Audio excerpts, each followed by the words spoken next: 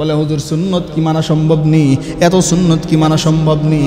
ও ভাই সুন্নত মানা কেন সম্ভব হবে না, সুন্নত মানা কেন সম্ভব হবে না? আপনি তো জানেন না হযরত ওমর ফারুক রাদিয়াল্লাহু তাআলা আনহু একদিন ইউরোপের কোনো একটা দেশ সফর করতে গেলেন প্রধানমন্ত্রীর সাথে। উনি যেহেতু অর্ধজাহানের বাদশাহ, একসাথে বসলেন খাবার খাওয়ার জন্য, সবাই চেয়ার টেবিলে খাবার খাইতে বসে গেলেন। কিন্তু খলিফা ওমর মাটির মধ্যে বসে গেলেন। ওখান থেকে ডাক দিয়া কয়, ওগো হযরত, এটা কিন্তু আমাদের সমাজের সাথে যায় না। আমাদের সমাজ হচ্ছে চেয়ার টেবিলে খানা খাবো। হযরত ওমর ডাক দিয়া কয়, আল্লাহু আকবার। হযরত ওমর ডাক দিয়া কয়, হযরত ওমর ডাক দিয়া বলতেছে, আরে যে সমাজে নবীর সুন্নত নাই ওটা কোনো সমাজ হতে পারে না। দুনিয়ায়ে আদালত में तेरा नाम रहेगा, दुनियाए अदालत में तेरा नाम रहेगा, उमर तेरा नाम से इस्लाम रहेगा, उमर तेरा नाम से इस्लाम रहेगा। अल्हम्दुलिल्लाह कफ़ा वस्सलामुन अला इबादिहिल्लज़ीना इस्तफ़ा खुसूसन अला अशरफिल अंबिया व ख़तमी रसूल मुहम्मदिन मुस्तफ़ा सल्लल्लाहु तआला अलैहि व अला आलिहि व अस्हाबिहि व बारक वसल्लम तस्लीमन कसीरन कसीरा। अम्मा बअदु फ़अऊज़ु बिल्लाहि मिनश शैतानिर रजीम। बिस्मिल्लाहिर रहमानिर रहीम। कुल इन कुंतुम तुहिब्बूनल्लाह फत्तबिऊनी युहब्बिबकुमुल्लाह। वक़ाल सय्यदुना हबीबिना मुहम्मदुर रसूलुल्लाह सल्लल्लाहु अलैहि व आलिहि वसल्लम। मन अहब्ब सुन्नती फ़क़द अहब्बनी औ कमा क़ाल अन्नबिय्यु अलैहिस्सलातु वस्सलाम। सदक़ल्लाहु मौलानल अज़ीम व सदक़ रसूलुहुन नबियुल उम्मियुल करीम व नहनु अला ज़ालिका लमिनश शाहिदीन वश्शाकिरीन वद्दाकिरीन वल्हम्दुलिल्लाहि रब्बिल आलमीन। अल्लाहुम्मा सल्लि अला मुहम्मदिन नबिय्यिल उम्मी व अला आलिहि व सल्लिम तस्लीमा। सुब्हानल्लाहि व बिहम्दिहि सुब्हानल्लाहिल अज़ीम। আল্লাহ জাল্লা জানহু ওয়া শানুহুর দরবারে অসংখ্য অগণিত শুকর ও সুজুদ যে মহান মাওলাই করিম রব্বুল আলামিন এমন একটা ফিতনার জামানায়, এমন একটা ফাসাদের জামানায়, আহারে যে জামানায় ছেলে মাকে চিনে না, মা ছেলেকে চিনে না, বাপ তার মেয়েকে হত্যা করতেছে, মেয়ে তার বাবাকে লাইভে এসে হত্যা করতেছে, এমন একটা জামানায় এসে আল্লাহ পাক রব্বুল আলামিন আমাকে আপনাকে তিনার দ্বীনের ব্যাপারে কিছু কথা বলবার এবং শুনবার তৌফিক ভিক্ষা দান করেছেন। নিয়ামতের শুকর আদায়ার্থে উচ্চ কণ্ঠে একবার বলি আলহামদুলিল্লাহ। লক্ষ কোটি দুরুদ ও সালাম পেশ করছি সৈয়দুল মুরসালিন, ইমামুল মুরসালিন, আশরাফুল আম্বিয়া, হাবিবে কিবরিয়া, আকায়ে নামদার, মদিনা কা তাজদার নবী মুহাম্মদুর রাসূলুল্লাহ সাল্লাল্লাহু আলাইহি ওয়া আলিহি ওয়াসাল্লামের উপর আল্লাহ রব্বুল আলামিন বান্দাকে কুরআনুল কারীমে কত সুন্দর সুন্দর দিক নির্দেশনা দেয়। আল্লাহ রব্বুল আলামিন বলেন, কুল ইন কুনতুম তুহিব্বুনাল্লাহ ফাত্তাবিউনি ইউহিব্বুকুমুল্লাহ। আল্লাহ জানায় দেন গো পয়গম্বর, উম্মতকে আপনি জানায় দেন, তারা যদি কেউ আমি আল্লাহকে ভালোবাসতে চায় তারা যেন আপনি নবীকে ভালোবাসে।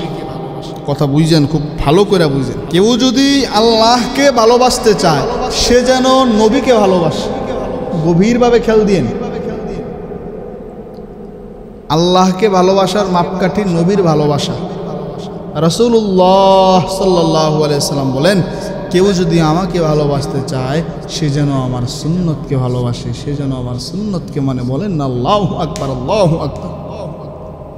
তার মানে টোটাল ফলাফল হলো, যেই বান্দা সুন্নতের উপর আমল করে সে নবীরে ভালোবাসে, সে আল্লাহকে ভালোবাসে। আর যেই বান্দা সুন্নতের উপর আমল করে না সে নবীকেও ভালোবাসে না, আল্লাহকেও ভালোবাসে না।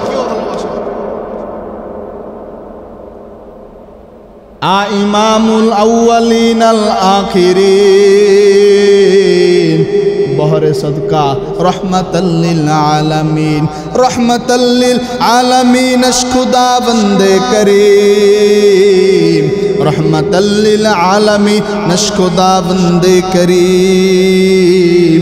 ওমা আরসালনাকা ইল্লা রহমাতাল লিল আলামিন, ওমা আরসালনাকা ইল্লা রহমাতাল লিল আলামিন। আল্লাহু আকবার বলেন, আল্লাহু আকবার বলেন। আল্লাহ রাব্বুল আলামিন বান্দাকে সুন্নতের উপর চালায়। বলে হুজুর সুন্নত কি মানা সম্ভব নেই, এত সুন্নত কি মানা সম্ভব নেই? ও ভাই, সুন্নত মানা কেন সম্ভব হবে না? সুন্নত মানা কেন সম্ভব হবে না? আপনি তো জানেন না, আপনি তো জানেন না হযরত ওমর ফারুক রাদিয়াল্লাহু তাআলা আনহু একদিন ইউরোপের কোনো একটা দেশ সফর করতে গেলেন প্রধানমন্ত্রীর সাথে। উনি যেহেতু অর্ধজাহানের বাদশাহ, একসাথে বসলেন খাবার খাওয়ার জন্য। সবাই চেয়ার টেবিলে খাবার খাইতে বসে গেলেন, কিন্তু খলিফা ওমর মাটির মধ্যে বসে গেলেন। ওখান থেকে ডাক দিয়া কয়, ওগো হযরত, এটা কিন্তু আমাদের সমাজের সাথে যায় না। আমাদের সমাজ হচ্ছে চেয়ার টেবিলে খানা খাবো। হযরত ওমর ডাক দিয়া কয়, আল্লাহু আকবার। হযরত ওমর ডাক দিয়া কয়, হযরত ওমর ডাক দিয়া বলতেছে, আরে যে সমাজে নবীর সুন্নত নাই ওটা কোনো সমাজ হতে পারে না। দুনিয়ায়ে আদালত মে তেরা নাম রহেগা, दुनियाए अदालत में तेरा नाम रहेगा, उमर तेरा नाम से इस्लाम रहेगा, उमर तेरा नाम से इस्लाम रहेगा। আল্লাহু আকবার। দোস্ত, গভীরভাবে খেয়াল দেন, নবীর সুন্নত অনেক কঠিন। নবীর সুন্নত খুব মানার জন্য চেষ্টা করেন। নবীর সুন্নত হলে আল্লাহর ভালোবাসা পাবেন। আল্লাহর ভালোবাসা যদি পাওয়া যায় দু জাহানেই তো কামিয়াব। আল্লাহু আকবার। আল্লাহর নবীর সুন্নত মানার জন্য, আল্লাহর নবীর সুন্নত যারা মানছে তাদের ইতিহাস পড়তে থাকুন। আল্লাহর নবীর সুন্নত যারা মানছেন, মেরে মোহতারাম ভাইও, হযরত আহমদ ইবনে হাম্বল রহমতুল্লাহ আলাই নবীজির একজন প্রিয় আশেক ছিলেন। নবীজির আরেকজন প্রিয় আশেকের নাম হলেন ইমাম শাফি রহমতুল্লাহ আলাই। একদিন গভীরভাবে খেয়াল করেন, একদিন ইমাম শাফি রহমতুল্লাহ আলাই স্বপ্নে দেখতেছেন আশরাফুল আম্বিয়া, হাবিবে কিবরিয়া, আকায়ে নামদার, মদিনা কা তাজদার, সাইয়্যিদুল মুরসালিন, ইমামুল মুরসালিন, রাহমাতাল লিল আলামিন, আহমদ মুস্তফা, মুহাম্মদ মুস্তফা, মুহাম্মাদুর রাসূলুল্লাহ সাল্লাল্লাহু আলাইহি ওয়াসাল্লাম আয়েশা ডাক দিয়া বলতেছে, ও শাফিরে, আল্লাহ রাব্বুল আলামিন আহমদ ইবনে হাম্বলকে কবুল করে নিছেন। আল্লাহু আকবার বলেন না। আহমদ ইবনে হাম্বলকে তো আল্লাহ কবুল করে নিছে। এই কথা শুনিয়া হযরত শাফি রহমতুল্লাহ আলাই ঘুম থেকে উঠিয়া তিনার খাদেমকে ডাক দিয়া বলতেছে, ও খাদেম, তাড়াতাড়ি যাও, তাড়াতাড়ি যাও, জেলের মধ্যে আমার ভাই আহমদ ইবনে হাম্বল কত কষ্ট করতেছে, দিনের জন্য কত ত্যাগ করতেছে। যাও, যাই আমার ভাইকে এই সুসংবাদটা দিয়ে আসো। হয়তো এই সুসংবাদটা পাইয়া আমার ভাইয়ের মনের মধ্যে একটু খুশি লাগবে। এবার আহমদ ইবনে হাম্বলের কাছে ইমাম শাফি রহমতুল্লাহ আলাইহির খাদেম যাইয়া ডাক দিয়া বলতেছেন, ও আহমদ ইবনে হাম্বল গো, আমার শায়েখ তো স্বপ্ন দেখলেন, আমার ইমাম সাহেব তো স্বপ্ন দেখলেন, হুজুর পাক সাল্লাল্লাহু আলাইহি ওয়াসাল্লাম আয়েশা আপনার ব্যাপারে কথা বলছেন, আপনাকে নাকি আল্লাহ কবুল কইরা নিছেন। আশকারা মিল্লাত মাযহাব জুদা, আশকারা মিল্লাতো মজহব খুদাস। আল্লাহু আকবার। মেরে মোহতারাম ভাইও, এইবার হযরত আহমদ ইবনে হাম্বল রহমতুল্লাহ আলাইহি ডাক দিয়া বলতেছে, ওরে আমার কি খবর শোনাইলি? ইন্না লিল্লাহ, আমাকে কি খবর শোনাইলি? ইমাম শাফির খাদেম ডাক দিয়া বলতেছেন, ও হযরত, খুশির খবর শোনার পর সবাই তো খুশি হয়, কিন্তু আপনি কেন ইন্না লিল্লাহ পড়তেছেন? কি হয়েছে কিছুই তো বুঝতেছি না। আহমদ ইবনে হাম্বল ডাক দিয়া বলতেছেন, ও বোকা, তুমি তো জানো না, তুমি তো জানো না আমি তো নবীর একটা সুন্নত এমনভাবে মানি, এমনভাবে মানি। আমি জীবনে যদি কেউ আমার সুখবর দিয়া যায়, আমি তো কাউরে খালি হাতে ফিরাই না, কিন্তু এখন তো আমি জেলখানায়, তুমি আমারে এত বড় একটা সুসংবাদ দিলা, আমি তোমাকে এখন কি দিব জেলখানায় বলো? হযরত ইমাম আহমদ ইবনে হাম্বল রহমতুল্লাহ আলাইহি বলতেছেন, এতদিন আমার পরনে একটা গেঞ্জি ছিল, পুলিশরা যখন আমারে মারতো ওই গেঞ্জির উপরে পিটা পড়তো। যাও যাও যাও, আমার গেঞ্জিটা তোমার হাদিয়া দিয়া দিলাম। আল্লাহু আকবার। আশকারা মিল্লাতো মজহব জুদাস, আশকারা মিল্লাতো মজহব খুদাস। আর আমাদের ইশক কি জানেননি? আমাদের ইশক হলো জিলাপির মধ্যে আর খিচুড়ির মধ্যে, এখানেই আমাদের ইশক সীমাবদ্ধ। নবীর সুন্নত মানি না, সুদ নাই, সুদ খায়, ঘুষ খায়, নবীর সুন্নতের দাড়ি নাই, নবীর সুন্নতের লম্বা জামা নাই, সেও পীর, সেও আশেকের রাসূল। আল্লাহু আকবার। আল্লাহ আমাদেরকে এই ফিতনা থেকে বাঁচান। অথচ আপনারা যে আজকে ইসলাম নিয়ে এত তামাশা করতেছেন, আপনারা তো সাহাবীদের ইতিহাস জানেন না। সাহাবায়ে কেরাম কত কষ্ট করছেন, আপনারা যদি জানতেন সাহাবায়ে কেরাম কত কষ্ট করছেন। ও মুসলমান, উহুদের যুদ্ধ হওয়ার পর সব সাহাবায়ে কেরামরা নবীর সামনে আসলেন। নবী ডাক দিয়া বলতেছেন, ও আমার সাহাবায়ে কেরামরা, আমি তো স্বপ্ন যুগে দেখলাম আমার 70 জন সাহাবী ইন্তেকাল করেছেন, শহীদ হয়েছেন, তাড়াতাড়ি তোমরা খোঁজো 70 জনের লাশ খুঁজিয়া সামনে আনো। সব সাহাবায়ে কেরাম বলতেছেন, ওগো পয়গম্বর, আমরা তো 68 জনের লাশ পাইছি, আরো 2 জনের লাশ আমরা পাই নাই। হুজুর পাক সাল্লাল্লাহু আলাইহি সাল্লাম বলতেছেন, আমি নবীর স্বপ্ন মিথ্যা হতে পারে না, নিশ্চয়ই 70 জনের লাশ আছে, আরো ভালো করে খুঁজো, আরো ভালো করে খুঁজো। সব সাহাবায়ে কেরাম খুঁজতেছেন। এমন সময় পাহাড়ের উপর থেকে একজন ডাক দিয়া বলতেছেন, পয়গম্বর, ওগো পয়গম্বর, একটু কি এখানে আসবেন?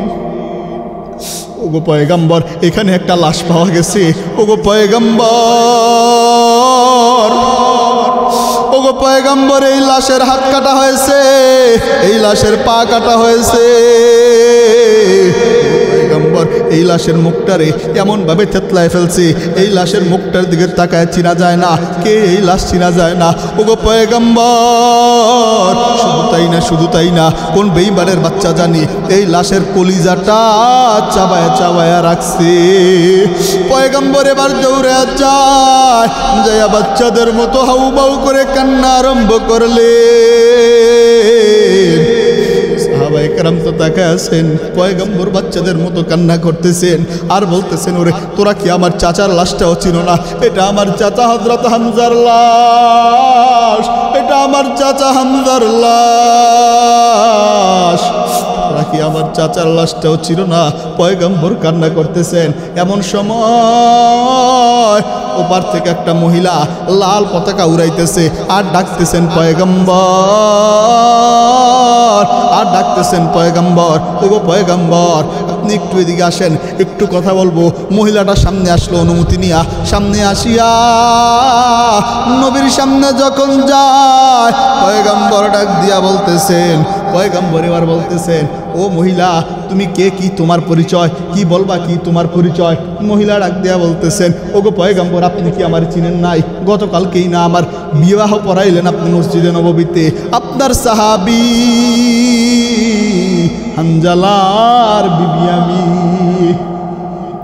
নবী ডাক দিয়া কয়, হানজালা কোথায়? তুমি একা কেন? হানজালা কোথায়? বিবি ডাক দিয়া বলতেছেন, ওগো পয়গম্বর, আপনি তো হানজালার যুদ্ধের ময়দানে নেন নাই, হানজালাকে আমার সাথে বিবাহ পড়ায় গেছেন। ওগো পয়গম্বর, হানজালার সাথে আমার বাসর রাত হয়ে গেল, হানজালার সাথে আমার বাসর রাত, হানজালার গোসল ফরজ হয়ে গেছে, হানজালার গোসল ফরজ হয়ে গেছে। গোসল করার করার জন্য যাইতেছে। এমন সময় কোন বেঈমান জানি আওয়াজ দিল, উহুদের জমিনে নবী নাই, উহুদের জমিনে নবী আর দুনিয়ায় নাই।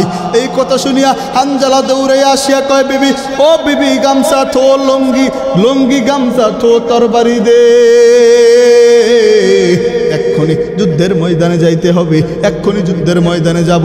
বিবি ডাক দিয়া কয়, আমি ডাক দিয়া বললাম, ওর পয়গাম্বর, আমি ডাক দিয়া বলতেছি, স্বামী গো, আপনি যুদ্ধের ময়দানে যাবেন, আল্লাহর কসম আমার কোনো বাধা নাই। ওগো স্বামী, আপনারে আমি চেহারাটাও ভালো করে দেখি নাই, আল্লাহর কসম আপনি যদি যুদ্ধের ময়দানে যাইয়া শহীদ হন, আমি নারী জীবনে দ্বিতীয় বিয়ে বসবো না।